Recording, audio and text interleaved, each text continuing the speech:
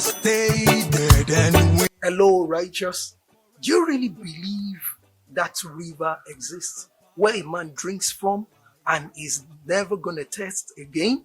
According to John chapter 4, these are some of the matters we hope to discuss as we advance towards a more victorious Christian life. Be blessed as you listen. Thank you. Thank God for today. I am glad we are here and we are up and doing. God grants us more strength in Jesus' name.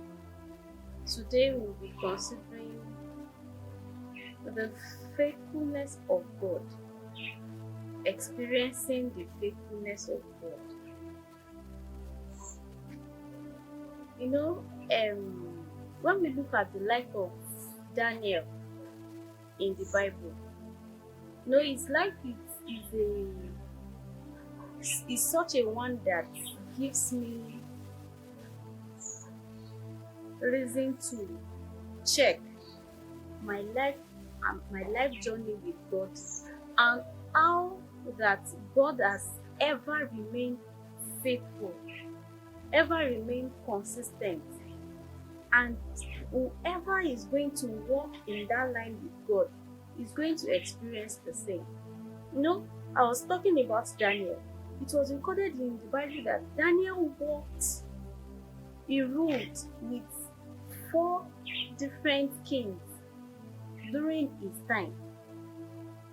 It is not a presidential or governorship that we do every 4 years, or by extension 8 years. There will be times that some kings will spend let's say 2 years, some 15, some 20, or even more. And Daniel was able to walk with 4 different, even 4 or more different regimes, and he was doing so well. And from that place I could see that indeed God is faithful.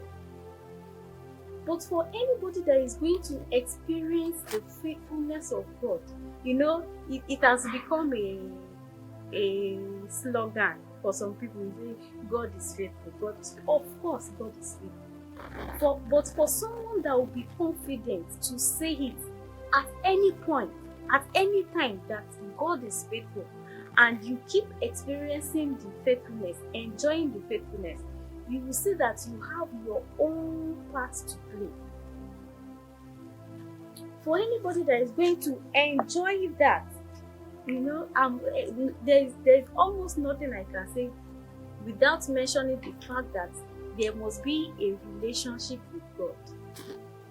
There must be a relationship with God. When you have a relationship with God, it will help the journey. It will make you to see, in every of those instances that we talked about Daniel, he faced some challenges at the time. They said they were going to kill them because the king had a dream and nobody could interpret.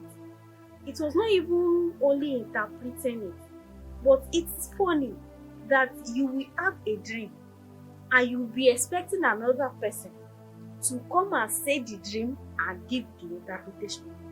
It appears that man was very wicked. You were the one that had the dream. You forgot the dream, and you were telling other people that if they cannot tell you the dream and the interpretation, you are going to get rid of them. It's wickedness, the wickedness of a wicked man. If you had told them the dream, if they are not now able to interpret it, that's another phase. But you gave them, if not for somebody that has the Spirit of God, what would have happened to all of them? At a point, because he was serving God, because he was praying to God, he was always worshiping God, they had to set him up, and they created a means for him to be dumped into the lion's den. You see, at that point too, he experienced another faithfulness of God.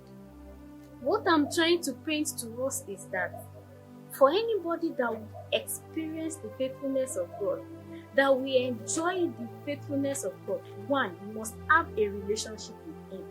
Desire to always meet with Him.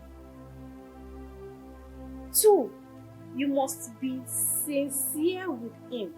You know, it's one thing you want to have a relationship with God, but are you sincere? Do you sincerely want to walk with God such that whatever He says you do, wherever He sends you will go?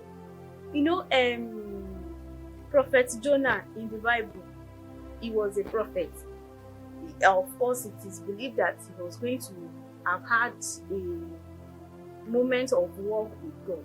But it got to a point that God wanted to send you somewhere and he was saying, no, I don't want to go. You know, in the case of Daniel, it was not so. In fact, the initial thing that started the issue of Daniel, when he proposed in his heart that he was not going to eat or dine with the king's meat. You know, it is not as if taking those things were sin, but he decided. There is this part of us that we have to play if we want to enjoy the faithfulness of God.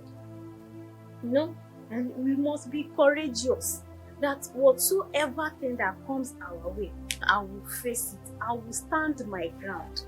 You know, when every of these things happen, our relationship with God and our obedience to Him thus far will make it easier. Of course, it will be tough. Of course, it will be challenging. Can I survive this thing? Who would have thought Daniel would survive that lion's den trap? But God proved Himself again and again. The same thing applicable to the three Hebrews. No, the fire was so hot that at the end of the day, those that threw them inside were consumed by the heat. They were not even inside the furnace. Those that were inside the furnace didn't feel anything. But those that brought them there, the heat from outside killed them. That means whosoever is going to enjoy God must be able to go all the way, no matter what comes your way. But no, I must go with it. It is God. Give me God or nothing. I pray we will have that confidence to be able to stand with God in any situation we find ourselves, so that we will always enjoy the faithfulness of God in our lives in Jesus' name. Are you sure you have been blessed? I want to believe you are blessed already. But please, this is made short so that you can have time to reflect, you can have time to meditate, and much more so that you can be able to pray. Please ensure you pray.